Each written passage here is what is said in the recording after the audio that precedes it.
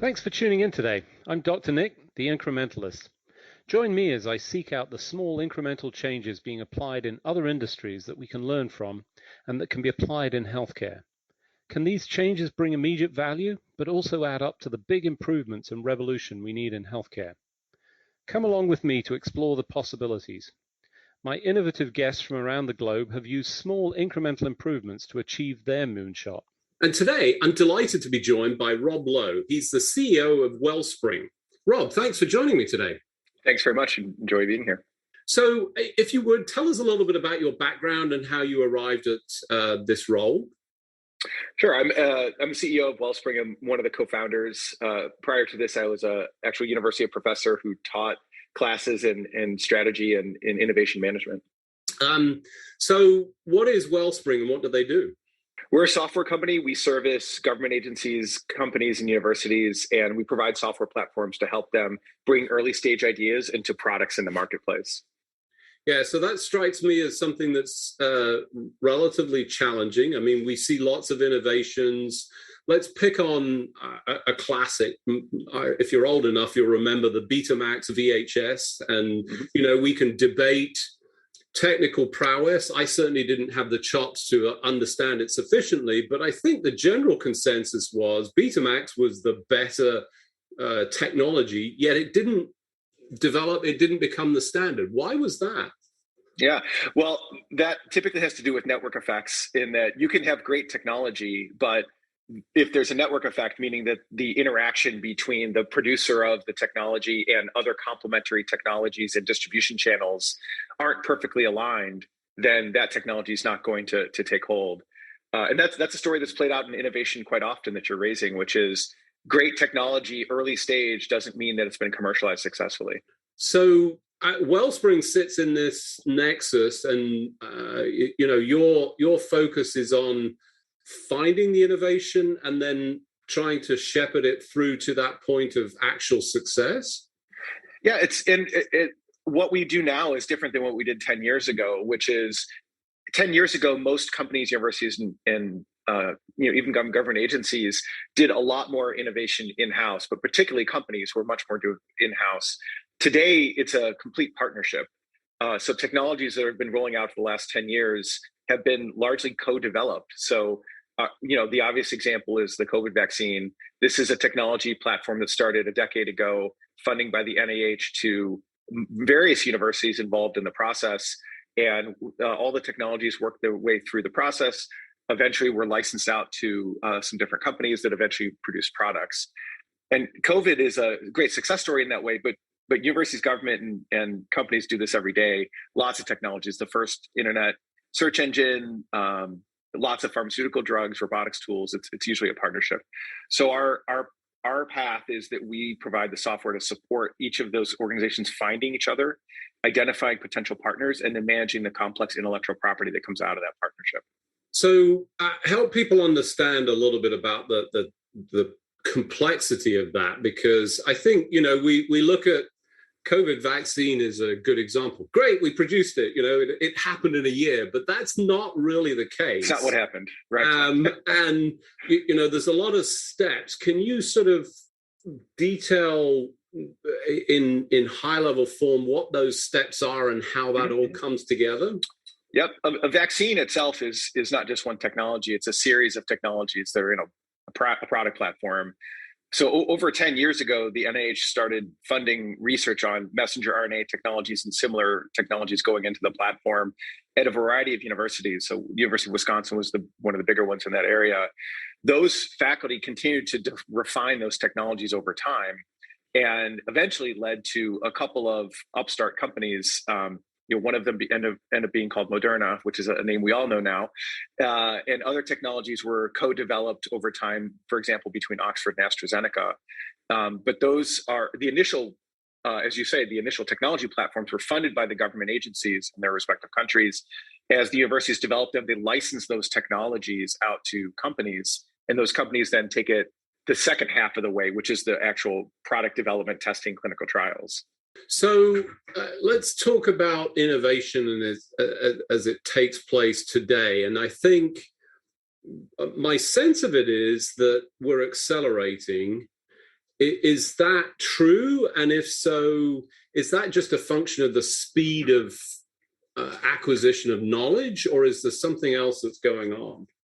That's a great question. We are certainly creating more knowledge assets, and that's growing exponentially, meaning that we can run research projects much faster in many fields than we used to operate in. For example, drug testing 25 years ago was literally people putting things in test tubes thousands of times in a lab. Today, we can run computer simulations to target exactly what we need to do in a matter of days. And we've already cut out 90% of the possibilities that won't work. So we are clearly creating a lot more artifacts.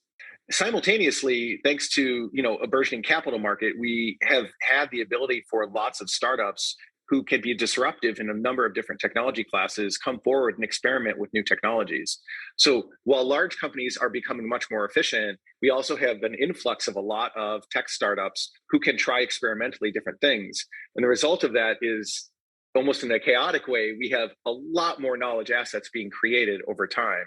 And so innovation appears to be accelerating, but it actually is then becoming more challenging on a different side, which is if you're the government or if you're a large company and you're trying to keep track of what technology assets do I need in my portfolio, what's emerging, what can be disruptive to this market, it's much, much harder now because you have to keep track of much more technology and develop what's called absorptive capacity, which is to take in a new technology, you already have to understand how it fits in your product and technological portfolio. So it's actually much harder for companies now to understand what their landscape looks like than in the days when they were controlling most of the actual R&D themselves. So if I can, I want to try and link this to something that I'm certainly aware of, maybe others are, is the computer disk, the silver disks that we were all familiar with, that AOL sent out for millions of them to us all, and the technology behind that was a big conglomeration of different IP, intellectual property, that came together that had to be licensed in a single block, essentially, and then that allowed for that particular piece of technology to be produced. And is it correct to say that it didn't matter who produced the disk reader and so forth, everybody within that consortium was getting payment for it? What's going on behind the scenes there? That's exactly right. That's in fact, that's an excellent example of what our company does, is manage how the intellectual property comes together into a product and the payment stream, which is vast and complex. And you're right. So no one company can monopolize all of the technology assets needed for a complex product. That back to your point, innovation's moving too quickly. There's too much knowledge being created.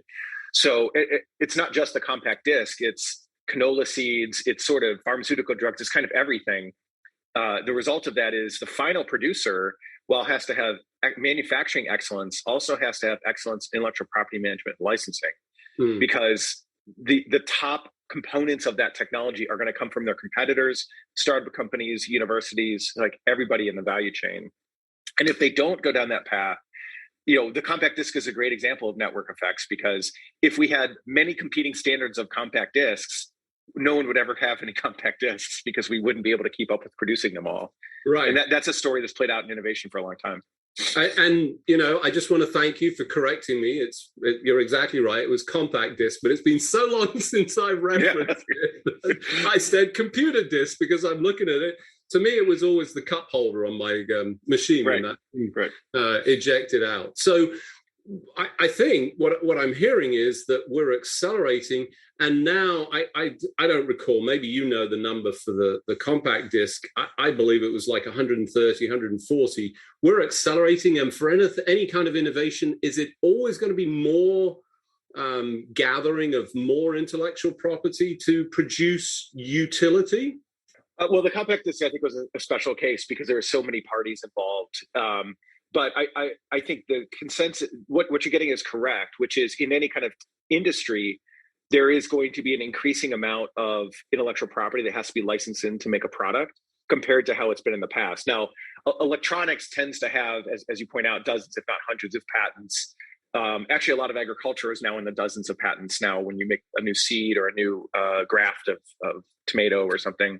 And so it's going to differ by class of technology, but definitely all of them have more patents and licensing needs than they did 10 and 20 years ago. So increasing complexity, obviously, not only are we seeing more knowledge and more acquisition of that, but, we want to accelerate the use of that, and back to the COVID vaccine, everybody sort of, general perception, it was a year. Obviously, it was a lot longer than that. Do you see a shortening of this timescale? Yeah, the timescale is shortening. I mean, 10 years seems like a long time to come up with a vaccine, but it's not in the history of the world. It used to take much longer, as you know. And so that is an enormous acceleration. But I think you're hitting a really deep insight, is that because things are happening so quickly, we're only going to see the final mile on a lot of the new technologies and think that, wow, there's a new disruptive technology. There's not. It's been under the works for 5, 10, 15 years. It's just we haven't seen it occurring until now.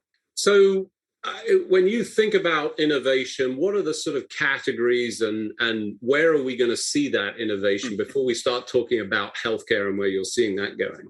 Yeah, that's a great point. So there's really 3 categories when we think about innovation. And sometimes the term is H1, H2, and H3, or Horizon 1, Horizon 2, Horizon 3. So Horizon 1 is typically seen as like incremental innovation. These are innovations that we are probably going to have in the next 18 months, are going to be going directly into our product line. Horizon 2 is looking out kind of 2 to 5 years, which are things that typically are not exactly in what we do today. Either it's a new technology space for us or it's a new market space for us, but it's adjacent to what we do. Horizon 3 is, sometimes more of the moonshot. That's kind of 5 years out. These are radical changes to what we're doing in the market. And it's not, for most companies, that requires not just new technology, but it also requires new distribution channels, new complementary partners. So a whole new way of thinking about the business structure. And that's, for a large organization, it's pretty scary because now that's highly disruptive on what we've been doing well for a long time. So the big shift we've seen is, historically, we've always said most companies innovate in their R&D department based on a 70-20-10 split, which is incremental is 70%. That's the majority of what you need to be doing. You need to be innovating, but you need to be innovating in ways that make profitable sense for your platform. 20% is adjacent, that you can feel comfortable getting outside of what you're doing. And 10% is sort of the moonshot, like 5 years from today, how would we disrupt our market? What's interesting is we run an annual survey of innovation executives around the world. And this past year, 2021, we found that the fastest growing companies, so the top half of growing companies relative to their peers, innovate about 1/3, 1/3, 1/3. So they have allocated their investment resources about a third, really about 30% to H3 innovation, and about 35% to H2 and 35% to H1. So what that tells, that has at least two ramifications. One is companies are recognizing that to keep going, to run faster, they have to actually get outside their comfort zone. They have to get outside their standard distribution channels, and they have to move beyond 70% incremental innovation. But the second part of that is they can't do that themselves. So if, by definition, if 2/3 of what they're doing is not related to existing technology platforms they do not have the knowledge assets in-house to develop them. They must partner with universities, other companies, startups, incubators, et cetera, to actually develop those technologies. And we're seeing that play out everywhere, that the amount of collaborative development or co-dev to create new products has been exploding, across every industry. So for those of you just joining, I'm Dr. Nick, the Incrementalist. Today I'm talking to Rob Lowe. He's the CEO of Wellspring. We were just talking about incremental innovation and the classification H1, H2, H3, the change that you've seen in terms of the survey. And, obviously I come at this with the perspective of incremental improvements to get you to where you need to go. I think what I heard you say was, we're seeing a bigger push towards that adjacent possible and indeed the moonshot, both of which, let me, put my position down, I think still remain incremental improvements. And I'll take the moonshot. Let's talk about Apollo and, the incredible steps that we got there. But to get to that was all of these small increments. You just do it faster. Is that a reasonable assertion? I think it's partially true, but I would debate that I think in part it does require whole new technologies and whole new actual business practices to be introduced to this process. But you're getting on a deep insight, which is when we talk about moonshot or adjacent innovations, they aren't completely out of the realm of what a given company already does. So it's not as if a car company is going to start making pharmaceutical drugs. So they have to tether them to an area that they're in. That's absolutely true. And the other insight in your comment is often when we talk about this sort of in R&D terms, it's as if there's like three classifications, but it's actually a continuum. And there's a lot of what we would call incremental innovation, which is pretty close to adjacent, if not a little bit adjacent already. And there's a lot of adjacent research projects that are, they're close to being what we might consider incremental. It's just a little bit bigger change in technology than we're used to. So yeah, we should bear that in mind at all times. But I do agree with you that all sort of moonshot innovations require a lot of incremental work to get there and incremental innovations to get there. Well, I've got to say I'm relieved because, that's my brand. That's where I sit. So right. That's good to hear. So let's talk a little bit about healthcare, because we're certainly, with a huge bias as a clinician, I come at this, it seems like we're just on this precipice of a huge expansion of technology and the coming together of innovation as the example of COVID and the vaccine and the speed with which we got there. Is that what you're seeing? You're doing a survey? Absolutely. And also just amongst our clients. So we work with a lot of healthcare systems and hospitals, and we are seeing a massive transformation in how the healthcare system is working. And it sort of boils down to a really fundamental change, which is it used to be innovation in most hospital and healthcare systems was more of a basic research and technology transfer exercise, meaning they have an adjacent research institution. Clinicians will do research in that institution on what things that could eventually become messenger RNA technology and eventually become a vaccine. And the hospital or healthcare system's job was to license out those technologies to interested parties, pharmaceutical firms and medical device firms, et cetera. Well, it turns out that the healthcare system and hospitals are a unique organization in that they're both buyers and producers of technology, because the clinicians have the best understanding of applications of these technology and a deeper understanding of what the demand has to be because they're practicing it every day.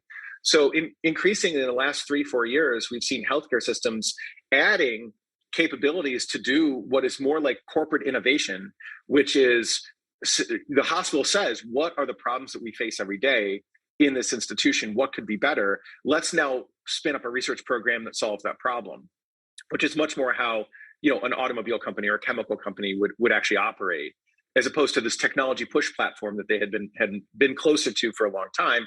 It's now kind of a circular motion where clinicians can work with the research staff and determine what the right project is. They do the actual project, and they're now consuming the benefits of all of that research. And so the process of that we've also seen is, of course, the hospital itself does not have production facilities, does not have all the technical needs they have. So they can partner with medical device firms and pharmaceutical firms and startups to actually bring these technologies to markets as well. But it's like a perfect, customer survey process where they can work on the technology at the same time that they're reviewing the technology as a buyer. So is this an unlimited market for that group? And I'm thinking of hospitals. So as I listen to you, it sounds to me that even the small, remote facility should have some level of innovation, or is that just too big of a stretch and you have to be of a certain size?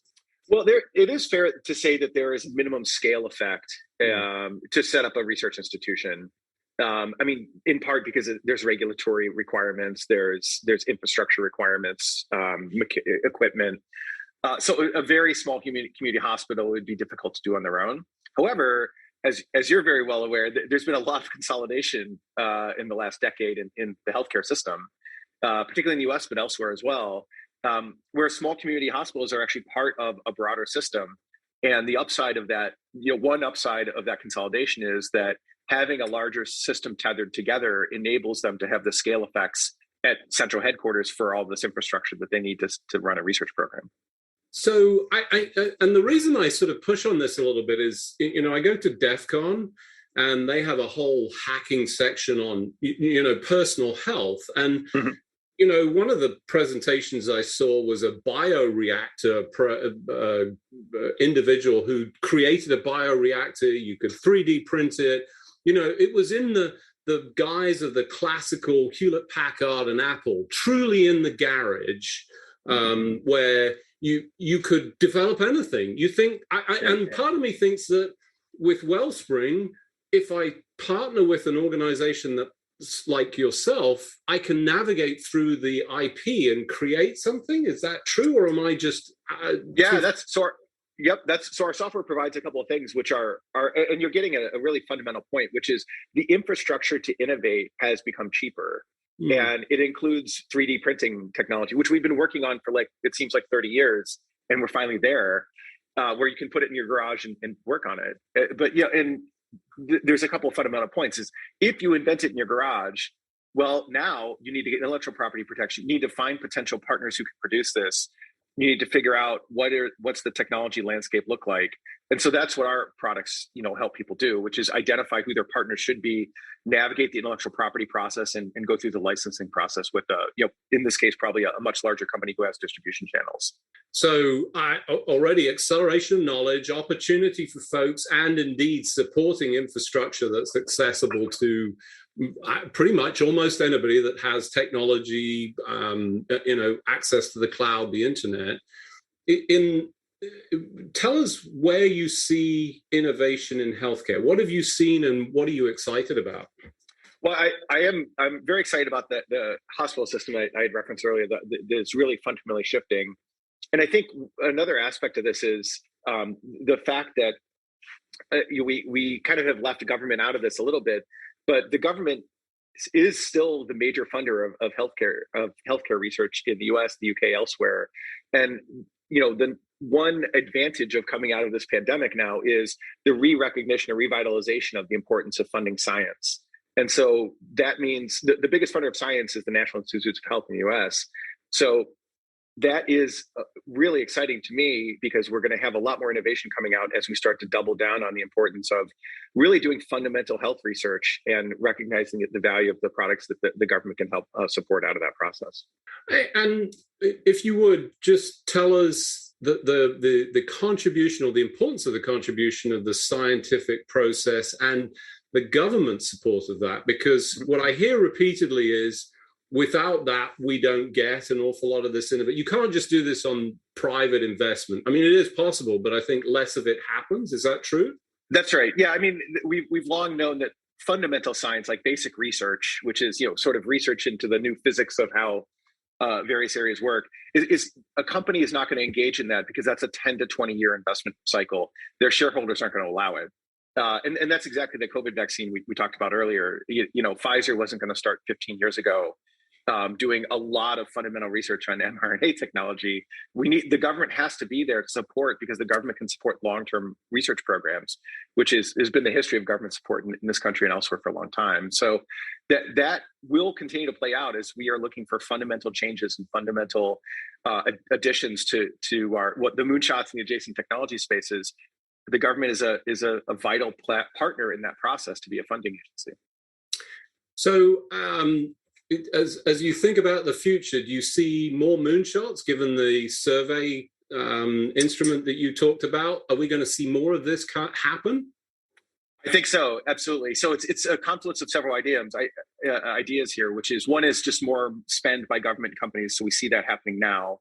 The second is the shift towards more moonshots and adjacent technologies. So just mathematically, we should be seeing more outcomes, even if they're even slightly less successful per dollar spent. We'd be getting more. And third, I think, as we talked about earlier, the rate and pace of knowledge advancement, whether it's government, university, company, startup, whatever, is accelerating on any measure we look at. So those three items coming together means that we must be getting much broader, bigger moonshots than we've had in decades past. What an exciting time to be around, and especially in healthcare, where couldn't be more important and more relevant to each of us. It's not entirely altruistic. We want to see all of this innovation for our own benefit. Unfortunately, as usual, we've run out of time. Just remains for me to thank you for joining me on the show, Rob. It's been a great pleasure. Thanks very much. I really enjoyed the conversation, and I look forward to talking again. Thanks for joining me today. Do you have any better ideas, or have you found a small incremental change that's brought about a big improvement in your world? Let's continue the conversation on our hashtag, The Incrementalist, or share with me at Dr. Nick1 on Twitter. You can find more information about the show on our program page at healthcarenowradio.com, and tune in next time to hear my discussions with leaders and innovators from around the globe who've revolutionized their space by using small incremental improvements to achieve their moonshot. I'm Dr. Nick, the Incrementalist, and I'm starting a revolution through evolution.